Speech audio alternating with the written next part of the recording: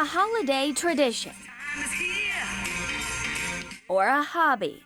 Here we're running the Show Off the Brains, which is just a small netbook computer. I enjoy putting up and sequencing Christmas lights to music. Christmas lights are both for John Storms, who can make his house dance. So every single snowflake, every single tree, every wreath string of lights has its own unique channel. Call this mission control. It's actually very unimpressive. The Lightorama S3 runs the show with 9 controllers, 100 channels, and there's room to grow. You're kind of like the Clark Griswold of Cedar Park. No, I wouldn't compare myself to Clark Griswold. That'd be blasphemy. Well, I know the feeling. I mean, the other week, half the display didn't turn on. Thousands of LEDs twinkle atop Storms' house, so many he's lost count. So, since Clark Griswold has 25,000 lights on his house, we say we have 25,000 lights on our house. They're considerably more than that, but we don't want to ditch the master. Drum roll, please. This year's show stealer? Oppan Gangnam Style. It went crazy. His house is viral on YouTube. Christmas Gangnam Style has more than 2.3 million views and counting. Yeah, we're a little scared. We really like our neighborhood, so we actually stopped doing the lights to music, for the public, just because we didn't want it to get out of control. Which is why the entire light show is online, including a how-to guide for light lovers. But if we lived on a house on top of a hill in the middle of nowhere, we'd still put lights on the house.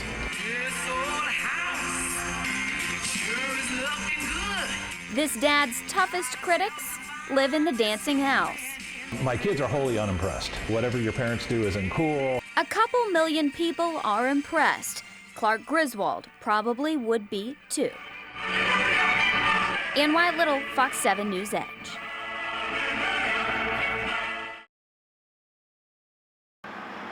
On a normal day, we're 25 minutes from the Coda track. Proximity puts this city of 7,000 in the Formula One mix. And Dave Quinn knows it. We're not expecting everybody to come to Bastrop, but we figure a fair share will come and enjoy it. As the director of the Bastrop Economic Development Corporation, Quinn put together a task force. We look for opportunities to roll out the red carpet to our guests. Helping businesses make the most of race weekend for both fans and the city. Almost all of Jonathan Adams' rooms at the Holiday Inn Express are booked, renovations completed, just in time for the international visitors he's expecting. Staffing levels have been changed, and we're making sure that it's kind of all hands on deck. And on the wheel for Lee Harrell, who owns Bastrop River Company. The river business is not exactly booming this time of year. But with new permits, he's bringing a first to Bastrop.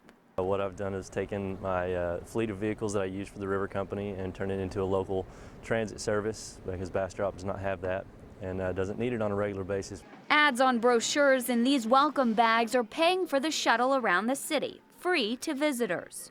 A ride Deborah Johnson hopes race fans will catch to her art gallery when they aren't at the track.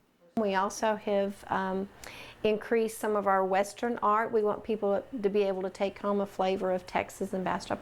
While Quinn will have to wait on hard numbers, his office knows November will be a good month for Bastrop. We want to be able to show what a great experience you can have from right here in Bastrop, Texas.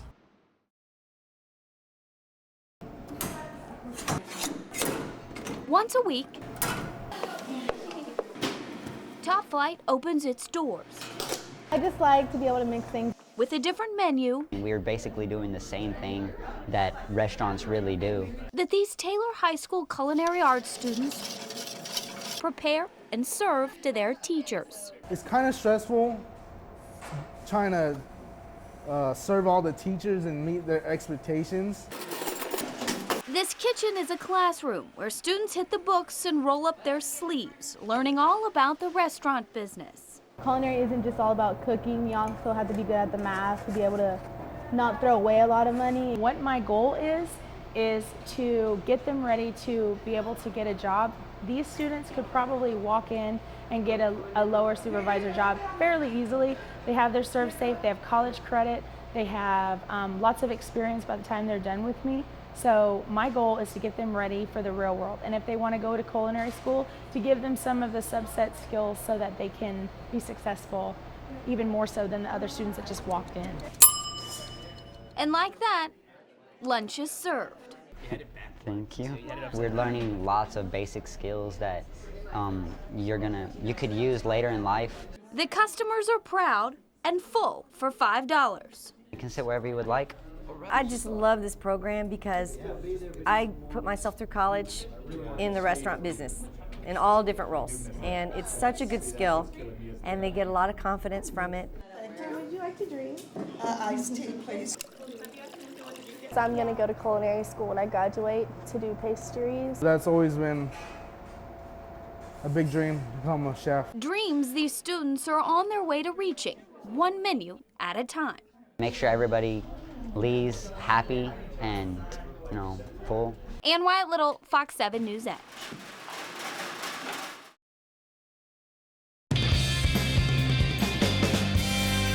Welcome back on this Friday morning. It is 9:41 now. The kids at Dell Children's got a special visit from some of their favorite Disney characters yesterday, and our Ann Wyatt Little has a look at their meeting for us. A dose of magic.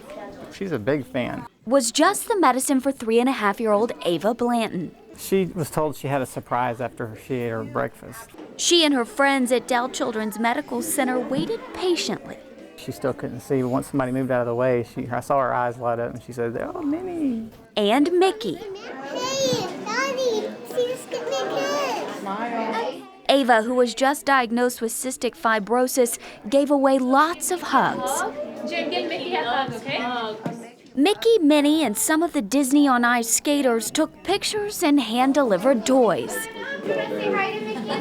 Thursday's visit means as much, if not more, to the parents, like Jessica and Scott Rodriguez, whose son Jaron is fighting leukemia. He loves the characters. Seeing a smile on his face brings a smile to my face, and that's the most important thing. So just to see him happy, that's all that matters. Let's go, let's go. I was excited. Carrie Jones works with Mickey and Minnie Mouse. She knows the two love this special visit. To come and see the kids' reactions, to see Mickey and Minnie, their favourite. They've been watching Mickey and Minnie on TV, and then all of a sudden they're here to say hi and give them a hug, and especially for these kids, I mean, they're already going through a lot. The magical escape from reality could never last long enough. No one wanted to see Mickey and Minnie leave, especially Ava. Bye, Mickey Mouse. Bye, Minnie. Love it. I love it. Fox 7's Ann Wyatt Little is out in Cedar Park this morning. She's been working on some of the routines at the performers. Hi. Hi, Carrie. The magic continues. It was such a special day to be at the hospital yesterday, and we are with the cast of Disney on Ice presents Worlds of Fantasy, and we are under the sea right now. Brian Santiago has been working with me this morning to teach me a thing or two. What will we be doing?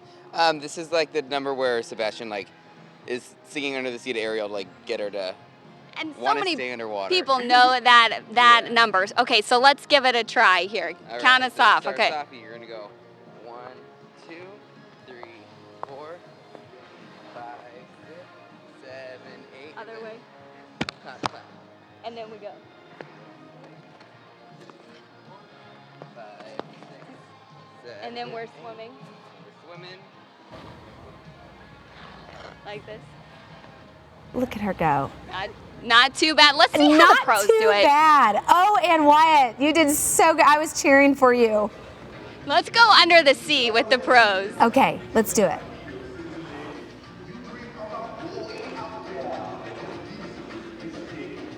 How was opening night last night here for Austin? Oh, it was great. The house was packed. It was very entertaining. Everyone was cheering along. It was a really good audience. It was And this is the last stop. You guys have been on the road for 9 months now. What's that like? A lot of emotion kind of wrapping this up. It's very bittersweet. You're with these people all day long, every week, and all of a sudden it's like 9 months and then it's gone. You're done. You'll see each other in a few more months, but it's... And what's so magical about this performance? We get a little bit of everything. Yeah, well, this is like the first big production number of the whole show, and it's like very exciting. There's a lot of fun movements, a lot of color, and of course, like all your favorite Disney characters are in it. So it's just a big. And we get to big go number. under the sea. We get to fly with the fairies, march with the soldiers from Toy Story. And you also get to see all the cars as well in the very beginning of the show. And that's kind of a showstopper. Starter opens. The starter. And it's very exciting because it's only the Disney on Ice show that has Disney Pixar's cars in it. So it's very, very exciting for all the children to see like the life-size Lightning McQueen and Mater. Lots of fun. Carrie, there are still tickets available here. Look at Sebastian go. We are having a ball out here this morning. Yep, look, see? So fun. Tickets start at $12, and I mean, I'm having a ball. I can tell. I mean, it looks like a show fun for all ages. Even the adults like yourself having a blast out there. A grand show. Well, congrats on the skates. You did really good. I mean, really. You just didn't see my falls. No, that's okay. The falls make us feel a little more human because all of us fall. I want to see you do the cartwheels like Sebastian. We'll see you later. Okay, see you later. Hey. Okay, we're about to have to move all these people out of here. All right, Well, right now you're hearing crackling. The building is burning. The roof has already collapsed. We got a lot of cars just catching a fire now. There are cars blowing up. The tires are popping. That's the noise that you hear in the background. It's pretty crazy out here. I'll talk to you. Let's go. It's hard to get fire trucks back in there, but they did an amazing job with what they had to do, and they actually saved. I know we have 3 buildings down. We're really concerned about if there's anybody in those buildings, but it could have been much worse. Let's go. Move toward the main office. Let's go. We had a firestorm. Within 10 minutes after I arrived on the scene, the first building, the building of origin, it vented through the roof. And with the winds that we had gusts, 35, 40 miles an hour, we were chasing it. And we did, we set up in a defensive posture, tried to protect the exposures.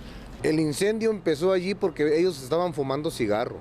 I know the fire started there because my neighbors always smoked outside, and they were very careless in putting the cigarettes out. When the roof caught fire, the wind began to blow sparks to the other building. By then it was too late. I couldn't even move my car. Now my car is gone. Los carros, ya no pude sacar mi carro se perdió todo.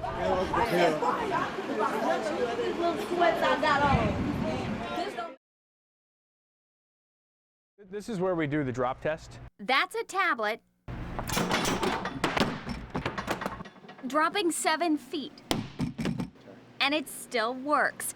Explore Technologies tablet is designed with the military in mind. Jim Plaz, the company's vice president of marketing, says the 5-pound device is made for missions.